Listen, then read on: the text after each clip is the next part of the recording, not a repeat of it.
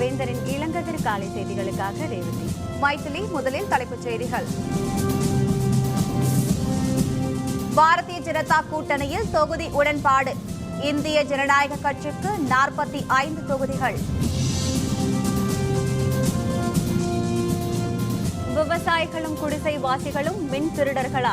கருணாநிதிக்கு ஜெயலலிதா கேள்வி.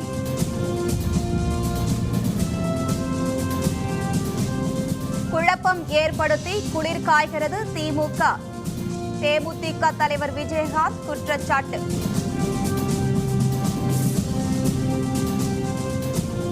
தொகுதி பட்டியல் இன்று மாலை வெளியாகிறது. மக்கள் நல கூட்டணி ஒருங்கிணைப்பாளர் வைகோ தகவல். தமிழக சட்டப்பேரவைத் தேர்தலில் பாரதிய ஜனதாவுக்கும் இந்திய ஜனநாயக கட்சிக்கும் தொகுதி உடன்பாடு எட்டப்பட்டது. இதன்படி பாரதிய ஜனதா கூட்டணியில் 45 தொகுதிகளில் இந்திய ஜனநாயக கட்சி போட்டியிடும். உடன்பாட்டு விவரங்களை முறைப்படி இரு கட்சி தலைவர்களும் அறிவித்தனர். தேர்தல் உடன்பாடு தொடர்பாக சென்னை தியாகராய நகரில் உள்ள பாரதிய ஜனதா தலைமை அலுவலகத்தில் நேற்று இறுதிக்கட்ட பேச்சுவார்த்தைகள் நடைபெற்றன. பாரதிய ஜனதா சார்பில் தமிழக பார்வையாளர் முரளிதர ராவ், மத்திய அமைச்சர் பொன் ராதாகிருஷ்ணன், தமிழக தலைவர் தமிழிசை சவுந்தரராஜன், மோகன் ராஜுலு, இந்திய ஜனநாயக கட்சி சார்பில் நிறுவனர் தலைவர் டாக்டர் பாரிவேந்தர், தலைவர் கோவை தம்பி, பொதுச் செயலர் பி ஜெயசீலன், முதன்மை அமைப்பு செயலர் எஸ் வெங்கடேசன், தலைமை நிலையச் செயலர் ஆர் ரங்கபாஷியும் கலந்து கொண்டனர். இந்த பேச்சுவார்த்தையின் முடிவில் இரு கட்சிகளுக்கு இடையிலான கூட்டணி முடிவு செய்யப்பட்டு மத்திய அமைச்சர் பொன் ராதாகிருஷ்ணன், இந்திய ஜனநாயக கட்சி நிறுவனர் தலைவர் டாக்டர் பாரிவேந்தர் ஆகியோர் முன்னிலையில் முறைப்படி அறிவிக்கப்பட்டது. இதன்படி 45 தொகுதிகளில் இந்திய ஜனநாயக கட்சி போட்டியிடுகிறது. கூட்டணி அறிவிப்பை தொடர்ந்து செய்தியாளர்களுடன் பேசிய இந்திய ஜனநாயக கட்சியின் நிறுவனர் தலைவரான டாக்டர் பாரிவேந்தர், தமிழக தேர்தலில் லஞ்ச ஊழலையும் பணபலத்தையும் தேசிய கட்சிகளான பாரதிய ஜனதா, ஐஜேகே கூட்டணியால் தான் வெற்றி பெற முடியும் என்று குறிப்பிட்டார். தங்களுக்கான தொழில் பங்கீட்டை சுகமமாக சிறப்பாக ஒருவருக்கொருவர் புரிந்து கொண்டு அதை ஏற்றுக்கொண்டு தொகுதி பங்கீட்டை முடித்துக் கொண்டிருக்கிறோம். எங்களுக்கு 45 தொகுதிகள் கொடுக்கப்பட்டிருக்கிறது. மகிழ்ச்சியாக அதை ஏற்றுக்கொள்கிறோம். கொடுத்த அவர்களை நன்றியோடு பாராட்டுகிறோம். உறுதியாக இந்திய ஜனநாயக கட்சி தேசிய ஜனநாயக கூட்டணியில் இருக்கிற அத்துணை வேட்பாளர்களுக்கும் ஏதோ நாங்களே அங்கே போட்டியிடுவது போல அத்துணை பேருக்கும் எங்களுடைய ஒத்துழைப்பு இருக்கும். அதே நேரத்தில் எனக்கு தெரியும், தமிழ்நாட்டு நிலையை பற்றி நீங்கள் அறிவீர்கள். இன்றைக்கு பணபலம் நிறைந்தது தமிழ்நாடு. இதை சொல்லுகிற போது இங்கே தமிழ்நாடு பணத்தால் வளத்தால் கொழிக்கிறது என்பதை பொருள் அல்ல, ஊழலால் கொழித்திருக்கிறது. அதைத்தான் நாம் தெரியாமல் பணபலம் பணபலம் என்கிறோம். ஒரு தமிழ்நாடு பணபலத்தால் இருக்கிறதுக்குமானால் மகிழ்ச்சியாக இருக்கும். இது ஊழலால் லஞ்சத்தால் தலைத்து வளர்ந்து கொண்டிருக்கிறது. இதற்கு யாராவது முற்றுப்புள்ளி வைக்க வேண்டும் என்று சொன்னால் இதுபோல தேசிய மனப்பான்மை உள்ள பிஜேபி, ஐஜேகே போன்றவர்கள் தான் இதற்கு ஒரு முடிவை கட்ட முடியும். பாரதிய ஜனதா கூட்டணியில் இந்திய ஜனநாயக கட்சிக்கு 45 தொகுதிகள் ஒதுக்கப்பட்டுள்ளன. இரு கட்சிகளுக்கு இடையிலான உடன்பாட்டிற்கு பின் இந்திய ஜனநாயக கட்சி போட்டியிடும் தொகுதிகள் அறிவிக்கப்பட்டுள்ளன. கோவில்பட்டி, மதுரை வடக்கு, நத்தம், வேடசத்தூர், திருப்பத்தூர், சிவகங்கை, விராலிமலை, புதுக்கோட்டை, ஆலங்குடி, அறந்தாங்கி, திருச்சி மேற்கு, லால்குடி, முசிறி, துறையூர் தனி, அரவங்குறிச்சி, குன்னம், அரியலூர், திருவையாறு, நன்னிலம், பூம்புகார், திட்டக்குடி தனி, விருத்தாச்சலம், நெய்வேலி, மயிலம், உளுந்தூர்பேட்டை, ரிஷிவந்தயம், சங்கராபுரம், கள்ளக்குறிச்சி தனி, செங்கல்பட்டு, மதுராந்தகம் தனி, மதுரவாயல், திருவிகா நகர் தனி, காட்பாடி, குடியாத்தம் தனி, கலசப்பாக்கம், வந்தவாசி தனி, கிருஷ்ணகிரி, பாலக்காடு, பாப்பிரெட்டிப்பட்டி, சேலம் மேற்கு, ஆத்தூர் தனி, ஓமலூர், எடப்பாடி, வீரபாண்டி, சேந்தமங்கலம், பழங்குடி. இந்த தொகுதிகளில் கத்தரிக்கோல் சின்னத்தில் இந்திய ஜனநாயக கட்சி போட்டியிடும். இதனிடையே பாரதிய ஜனதா கூட்டணியில் தேவநாதன் யாதவின் இந்திய மக்கள் கல்வி முன்னேற்ற கழகத்திற்கு 24 தொகுதிகளும், அனைத்திந்திய முஸ்லிம் முன்னேற்ற கழகத்திற்கு 1 தொகுதியும் ஒதுக்கீடு செய்யப்பட்டுள்ளதாக அறிவிக்கப்பட்டுள்ளது. தேசிய ஜனநாயக கூட்டணியில் இணைந்து இந்திய மக்கள் கல்வி முன்னேற்ற கழகம் போட்டியிடுவது முடிவு செய்யப்பட்டு 24 தொகுதிகளில் நாங்கள் போட்டியிடுகிறோம். 24 தொகுதிகளில் போட்டியிட்டாலும் 234 தொகுதிகளிலும் இந்திய மக்கள் கல்வி முன்னேற்ற கழகம் பாரதிய ஜனதா கட்சியின் வெற்றிக்கு முழுமையாக பாடுபடும். 234 தொகுதிகளிலும் நாங்கள் போட்டியிடுகின்றோம். ஒரே ஒரு தொகுதியில் அனைத்து இந்திய முஸ்லிம் முன்னேற்ற கழகம் என்ற பெயரில் போட்டியிடுகின்றோம். இந்த தேர்தலை நாங்கள் ஒரு சமுதாய நல்லிணக்க அடிப்படையிலேயே சந்திக்கின்றோம் என்பதை பெருமையுடன் தெரிந்து கொள்கின்றோம். 234 தொகுதிகளிலும் நாங்கள் வெற்றி பெறுவோம். மத்திய அமைச்சர் பிரகாஷ் ஜவடேகரின் கூற்றுப்படி தமிழக விவசாயிகள் மற்றும் குடிசைகளில் வசிப்பவர்கள் மின் திருடர்களா என்பது பற்றி திமுக தலைவர் கருணாநிதி விளக்க வேண்டும் என்று முதல்வர் ஜெயலலிதா வலியுறுத்தியுள்ளார். முதல்வரும் அதிமுக பொதுச் செயலருமான ஜெயலலிதா தேர்தல் பிரச்சாரத்தின் 2வது நாளான நேற்று கடலூர் மாவட்டம் விருதாச்சலத்தில் நடைபெற்ற பொதுக்கூட்டத்தில் பங்கேற்றார். அப்போது பேசிய முதல்வர் ஜெயலலிதா தமிழகத்தில் மின் மீட்டர்கள் பொருத்தப்படாததால் மின் திருட்டு நடைபெற்று வருவதாக மத்திய அமைச்சர் ஜவடேகர் கூறியிருந்ததாக குறிப்பிட்டார். இதனை ஆதரிக்கும் வகையில் தமிழக அரசு மின் திருட்டிற்கு ஆதரவாக செயல்படுவதாக கருணாநிதியும் அறிக்கை வெளியிட்டுள்ளதாகவும் ஜெயலலிதா தெரிவித்தார். தமிழகத்தில் விவசாய மின் மோட்டார்கள் மற்றும் குடிசைகளுக்கு மட்டுமே மின் மீட்டர் பொருத்தப்படாமல் இருக்கும் நிலையில் மத்திய அமைச்சரின் பேச்சிற்கு ஆதரவு தரும் கருணாநிதி தமிழக விவசாயிகளும் குடிசைகளில் வசிப்பவர்களும் மின் திருடர்கள் என்று கூறுகிறாரா என்றும் ஜெயலலிதா கேள்வி எழுப்பினார். மத்திய அமைச்சர் திரு பிரகாஷ் ஜவடேகர் கூறியது மின் மீட்டர்கள் இல்லாத காரணத்தால் மின் திருட்டும் மின் இழப்பும் ஏற்படுகிறது என்று கூறியுள்ளார். விவசாய பம்பு செட்டுகள், குடிசை மின் இணைப்புகளுக்கு மட்டுமே மின் மீட்டர்கள் இல்லாததால் மின் திருட்டு ஏற்படுகிறது என கூறுவது தவறு என அமைச்சர்கள் பதில் சொல்லியிருந்தனர். இதை திரு கருணாநிதி ஏற்றுக்கொள்ளவில்லை என்றால் விவசாயிகளும் குடிசைகளில் வசிப்பவர்களும் மின் திருட்டுகளில் ஈடுபடுகிறார்கள் என்று திரு கருணாநிதி கூறுகிறாரா என்பதற்கு அவர்தான் பதில் சொல்ல வேண்டும். மாற்றுக் கட்சிகளில் குழப்பத்தை உருவாக்கி அதில் குளிர் காய்வதுதான் திமுகவின் வேலை என தேமுதிக தலைவர் விஜயகாந்த் குற்றம் சாட்டியுள்ளார். தமிழக சட்டப்பேரவை தேர்தலில் போட்டியிடும் தேமுதிக மக்கள் நல கூட்டணிக்கு ஆதரவாக நேற்று மாலை தேர்தல் பிரச்சாரத்தை விஜயகாந்த் தொடங்கினார்.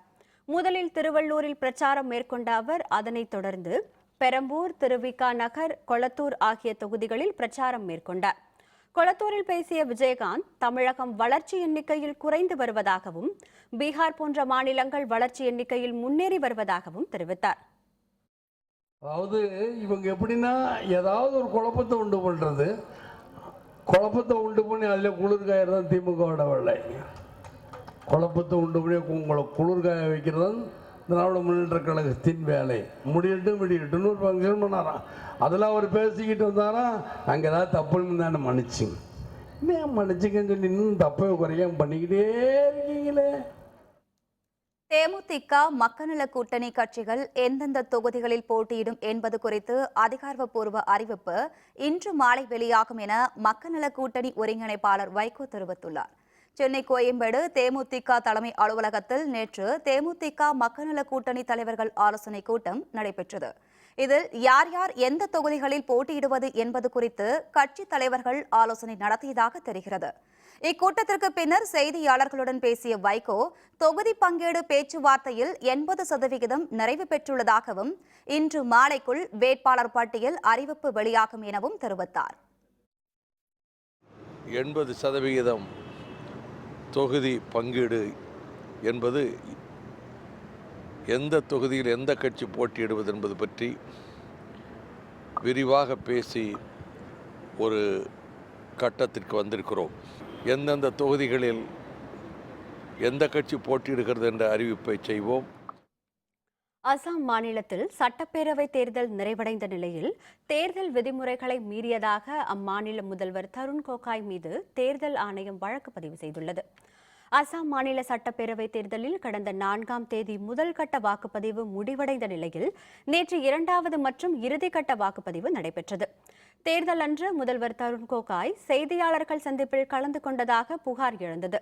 விசாரணை மேற்கொண்ட தேர்தல் அலுவலர்கள் இதனை உறுதி செய்ததை அடுத்து தருண் கோகாய் மீது வழக்கு பதிவு செய்ய தேர்தல் ஆணையம் உத்தரவிட்டது.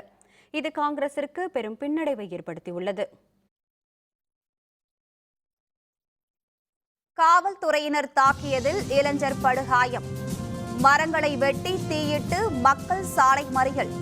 விவரம் விளம்பர இடைவேளைக்கு பிறகு.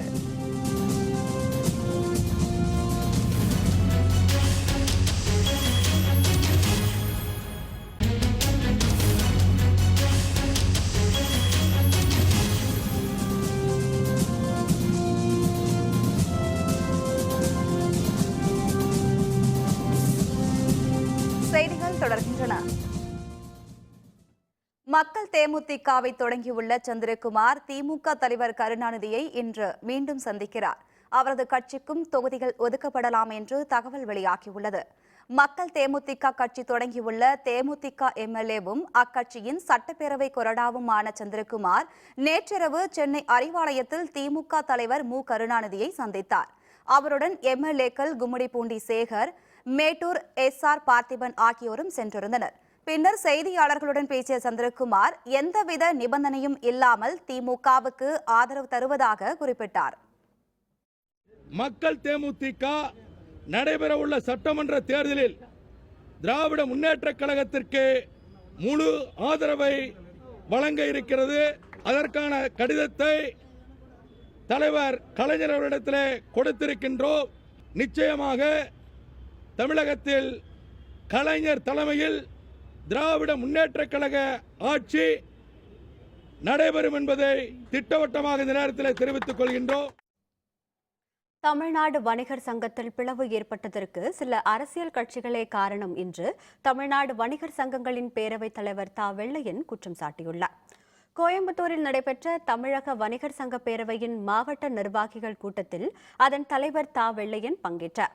பின்னர் செய்தியாளர்களுடன் பேசிய அவர், உலக வர்த்தக ஒப்பந்தத்தை முறியடிக்கும் முழக்கத்தோடு வரும் மே 5ஆம் தேதி வணிகர்கள் தின மாநில மாநாடு சென்னையில் நடைபெறவுள்ளதாக கூறினார். மாநாட்டை ஒட்டி எந்த ஒரு அரசியல் கட்சிக்கும் அழைப்பு விடுக்கவில்லை என்றும் வெள்ளையன் குறிப்பிட்டார். இந்த மாநாடு மே 5ஆம் தேதி நடைபெற இருக்கிறது. தமிழகம் அங்கிருந்து லட்சக்கணக்கில் வணிகர்கள் வந்து அங்கே மாநாட்டில் அணிவகுப்பார்கள். எந்த அரசியல் தலைவர்களையும் மாநாட்டுக்கு அழைப்பதில்லை என்று ஏற்கனவே அறிவித்திருக்கிறோம். அரசியல் சார்பற்றவர்களை மாநாட்டுக்கு அழைக்க இருக்கிறோம். புதுக்கோட்டை மாவட்டம் வடகாடு அருகே இளைஞர் ஒருவரை தாக்கிய காவல் ஆய்வாளர் மீது உரிய நடவடிக்கை எடுக்க கோரி நடைபெற்ற சாலை மறியலால் போக்குவரத்து பாதிக்கப்பட்டது. புதுக்கோட்டையை அடுத்த மாங்காடு கிராமத்தைச் சேர்ந்த ராஜேஷ்குமார் என்பவர் அவரது நண்பர் மோகனுடன் வடகாடு பகுதியில் இருசக்கர வாகனத்தில் சென்று கொண்டிருந்தார். அப்போது வாகன சோதனையில் ஈடுபட்டிருந்த வடகாடு காவல் ஆய்வாளர் கரிகாலனை மீறி அவர்கள் நிற்காமல் சென்றதாக கூறப்படுகிறது. இதனால் கரிகாலன் அவர்களை தாக்க முற்படும் போது எதிரே வந்த காரில் இருசக்கர வாகனம் மோதியதில் ராஜேஷ்குமார் படுகாயமடைந்தார்.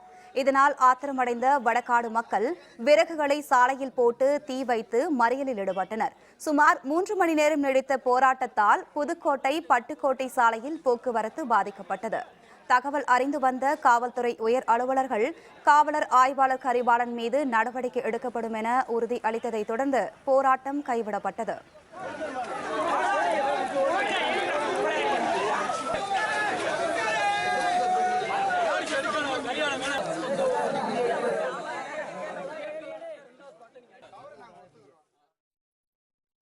விருத்தாச்சலத்தில் நடைபெற்ற முதல்வர் ஜெயலலிதாவின் பிரச்சார கூட்டத்தில் நெரிசல் மற்றும் கடும் வெயிலின் தாக்கத்தில் சிக்கி 2 பலியானதுடன் 20க்கும் அதிகமானோர் காயமடைந்தனர். சட்டப்பேரவை தேர்தலையொட்டி முதல்வர் ஜெயலலிதா நேற்று கடலூர், அரியலூர், பெரம்பலூர் மாவட்டங்களில் உள்ள 13 தொகுதிகளின் அதிமுக வேட்பாளர்களை ஆதரித்து விருத்தாச்சலத்தில் நடைபெற்ற பொதுக்கூட்டத்தில் உரையாற்றினார். இந்த கூட்டத்தில் 13 தொகுதிகளின் கட்சி நிர்வாகிகள், தொண்டர்கள் மற்றும் பெண்கள் என சுமார் 30,000க்கும் அதிகமானோர் பங்கேற்றனர். இதனால் கூட்ட நெரிசல் மற்றும் கடும் வெயில் காரணமாக பலர் மயங்கி விழுந்தனர். அவர்கள் அனைவரும் விருத்தாச்சலம், கடலூர் மற்றும் விழுப்புரம் மருத்துவமனைக்கு கொண்டு செல்லப்பட்டனர். அவர்களில் சிதம்பரத்தைச் சேர்ந்த கருணாகரன் டேவிட் கடலூர் அரசு மருத்துவமனையிலும், ஜெயங்கொண்டத்தை சேர்ந்த ராதாகிருஷ்ணன் விழுப்புரம் அரசு மருத்துவமனையிலும் சிகிச்சை பலனின்றி உயிரிழந்தனர். ஜிஹெச்சுக்கு வந்து வரும்போதே இறந்துட்டு இருக்காருங்க. அது யாரையும் எங்ககிட்ட சொல்ல, நானும் அதை கண்ணால் பார்க்கலைங்க. இங்கே வந்து அப்புறமா டாக்டர் கூட்டு தனியாக அம்மா உங்கள் வீட்டுக்காரர் இறந்துட்டாருமா டாக்டர் சொன்ன பிறகு தாங்க எனக்கு தெரியும் இறந்துட்டாருன்னு. இது வரைக்கும் எனக்கு தெரியாதுங்க. நான் உடம்பு சரியாது ஐசி வார்டில் இருக்கிறான்னு தாங்க நான் இருக்கிறேன். உதகையில் உள்ள அருள்மிகு மாரியம்மன் கோவில் திருவிழாவையொட்டி நடைபெற்ற தேர்பவனியில் ஏராளமான பக்தர்கள் கலந்து கொண்டு சாமியை வழிபட்டனர். நீலகிரி மாவட்டம் உதகையில் அமைந்துள்ள அருள்மிகு மாரியம்மன் கோவிலில் கடந்த 18ஆம் தேதி சிறப்பு பூஜைகளுடன் திருவிழா தொடங்கியது. பல சமூகத்தைச் சேர்ந்தவர்கள் சார்பில் நாள்தோறும் நடைபெற்ற தேர்பவனியில் அம்மன் பல்வேறு அலங்காரங்களில் பக்தர்களுக்கு காட்சியளித்தார். படுகர் இன மக்கள் சார்பாக நடைபெற்ற தேர்பவனியில் ஹெக்தையம்மன் அலங்காரத்தில் காட்சியளித்த அம்மனை பக்தர்கள் வழிபட்டனர். இதனையொட்டி படுகர் இன மக்கள் தங்களின் பாரம்பரிய உடை அணிந்து நடனமாடினர். புதுக்கோட்டை மாவட்டத்தில் உள்ள புகழ்பெற்ற அருள்மிகு நார்த்தாமலை முத்துமாரியம்மன் கோவிலில் நடைபெற்ற தேரோட்டத்தில் திரளான பக்தர்கள் கலந்து கொண்டு தேரை வடம் பிடித்து இழுத்தனர். நார்த்தாமலையில் உள்ள அருள்மிகு முத்துமாரியம்மன் கோவிலில் பங்குனி திருவிழா கடந்த 3ஆம் தேதி கொடியேற்றத்துடன் கோலாகலமாக தொடங்கியது. பக்தர்கள் பால் காவடி எடுத்தும் அலகு குத்தியும் தங்களது நேர்த்திக் கடனை செலுத்தினர். விழாவின் முக்கிய நிகழ்வான தேரோட்டத்தில் அம்மன் சிறப்பு அலங்காரத்தில் எழுந்தருளினார். இதில் கலந்து கொண்ட பல்லாயிரக்கணக்கான பக்தர்கள் பக்தி முழக்கங்களுடன் தேரை வடம் பிடித்து இழுத்து அம்மனை வழிபட்டனர்.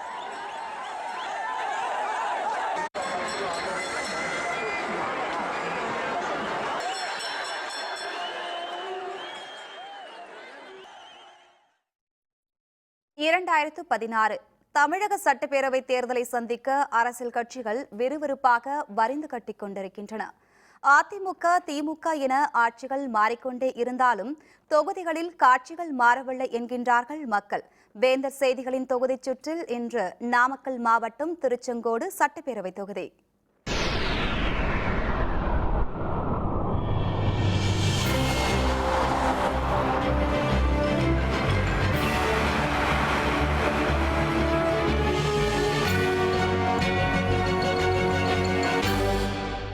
ஆணும் பெண்ணும் சமம் என்ற தத்துவத்தை உணர்த்தும் அர்த்தநாரீஸ்வரர் திருக்கோவில் அமைந்துள்ள இடம் ஆழ்துளை கிணறு அமைக்கும் ரிக் தொழிலில் இந்திய அளவில் பெருமை, விவசாயத்துடன் கைத்தறி மற்றும் விசைத்தறி, லாரிகளுக்கு பாடி கட்டுதல், அதிக அளவில் தனியார் கல்வி நிறுவனங்கள் அமைந்துள்ள பகுதி என பல்வேறு சிறப்புகளை கொண்டதுதான் திருச்செங்கோடு சட்டப்பேரவை தொகுதி.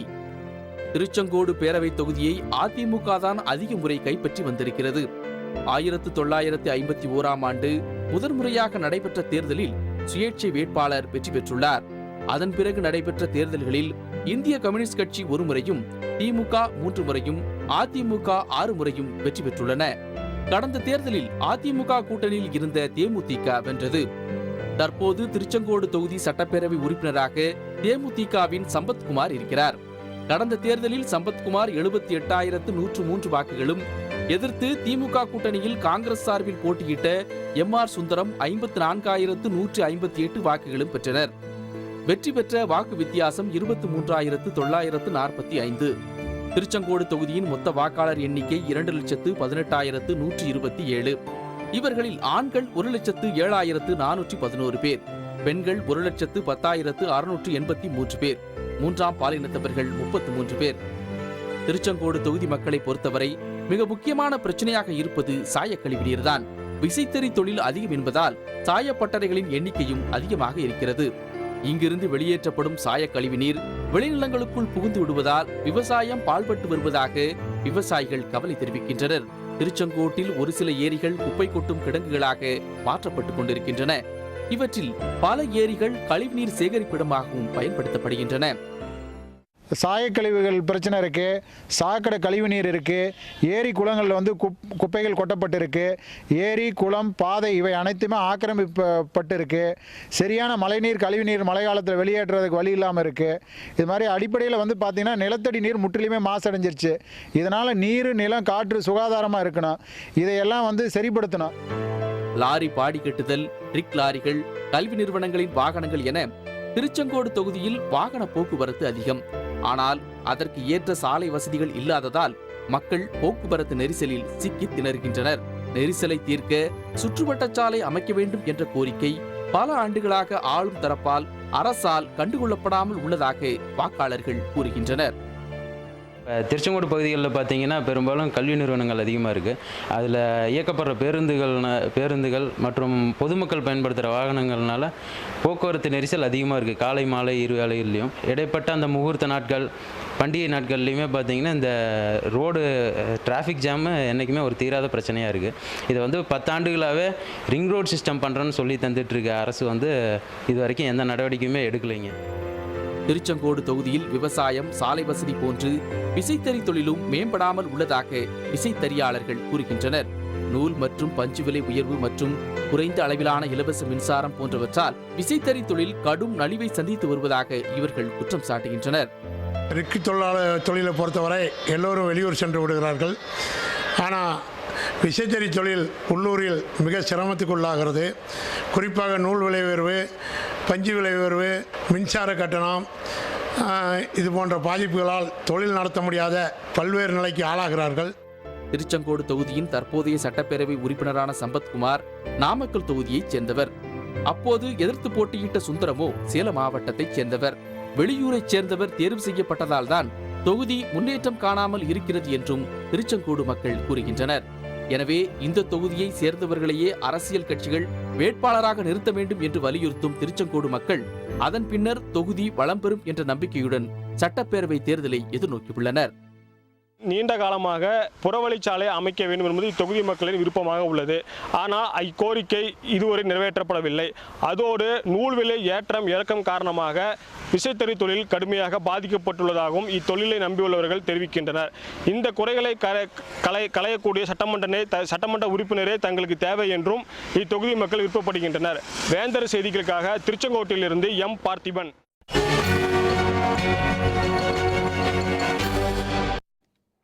IPL கிரிக்கெட் போட்டி 5 விக்கெட் வித்தியாசத்தில் குஜராத் அணி வெற்றி. விவரம் விளம்பர இடைவேளைக்கு பிறகு.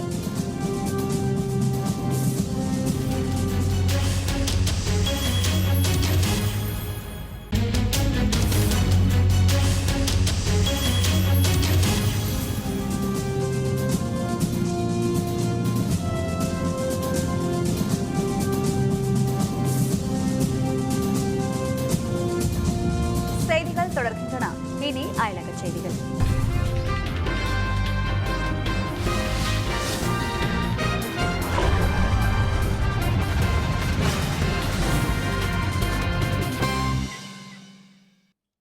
சீனாவிலிருந்து இறக்குமதி செய்யப்படும் இரும்பிற்கு தடை விதிக்க கோரி ஜெர்மனி நாட்டில் இரும்பு வணிகத்தில் ஈடுபடும் தொழிலாளர்கள் போராட்டத்தில் ஈடுபட்டனர்.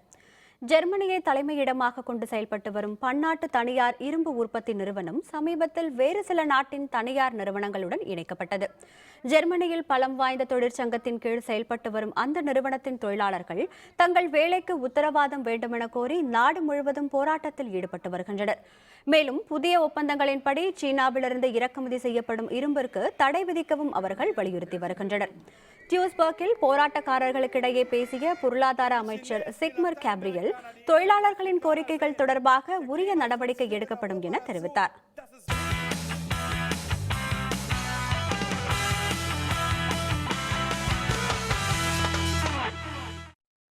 பஞ்சாப் மாநிலம் மொகாலியில் நடைபெற்ற IPL கிரிக்கெட் 3வது லீக் ஆட்டத்தில் குஜராத் அணி பஞ்சாப் அணியை 5 விக்கெட் வித்தியாசத்தில் வீழ்த்தி வெற்றி பெற்றது. IS பிந்த்ரா திடலில் தொடங்கிய போட்டியில் டாஸ் வென்ற குஜராத் லயன்ஸ் அணி பந்துவீச்சை தேர்ந்தெடுத்தது. பேட்டிங் துவங்கிய கிங்ஸ் 11 பஞ்சாப் அணி வீரர்கள் தொடக்கத்தில் சிறப்பான ஆட்டத்தை வெளிப்படுத்தினாலும் தொடர்ந்து விக்கெட்டுகளை பறிகொடுத்தனர். அந்த அணியில் அதிகளவாக முரளி விஜய் 42 ரன்களும் மனான் 38 ரன்களும் எடுத்து ஆட்டமிழந்தனர். 20 ஓவர்கள் முடிவில் பஞ்சாப் அணி 6 விக்கெட் இழப்புக்கு 161 ரன்கள் எடுத்தது. சிறப்பாக பந்து வீசிய பிராவோ 4 விக்கெட்டுகளை கைப்பற்றினார். அடுத்து களமிறங்கிய குஜராத் அணியின் தொடக்க ஆட்டக்காரர் ஆரன் ஃபின்ச் அபாரமான ஆட்டத்தை வெளிப்படுத்தி 74 ரன்கள் குவித்து ஆட்டமிழந்தார். தினேஷ் கார்த்திக் 41 ரன்கள் அடித்து கடைசி வரை ஆட்டமிழக்காமல் அணியை வெற்றி பாதைக்கு அழைத்துச் சென்றார். 17.4 ஓவர்களிலேயே 5 விக்கெட் இழப்புடன் குஜராத் அணி வெற்றி இலக்கை எட்டியது. மீண்டும் தலைப்புச் செய்திகள். பாரதிய ஜனதா கூட்டணியில் தொகுதி உடன்பாடு. இந்திய ஜனநாயக கட்சிக்கு 45 தொகுதிகள். விவசாயிகளும் குடிசைவாசிகளும் மின் திருடர்களா? கருணாநிதிக்கு ஜெயலலிதா கேள்வி. குழப்பம் ஏற்படுத்தி குளிர்காய்கிறது திமுக. தேமுதிக தலைவர் விஜயகாந்த் குற்றச்சாட்டு. தொகுதி பட்டியல் இன்று மாலை வெளியாகிறது. மக்கள் நல கூட்டணி ஒருங்கிணைப்பாளர் வைகோ தகவல். இத்துடன் வேந்தரின் இளங்கதிர் காலை செய்திகள் நிறைவடைந்தன. மீண்டும் பகல் 1:30 உச்சி வேளை பகல் செய்திகளை சந்திப்போம். வணக்கம். வணக்கம்.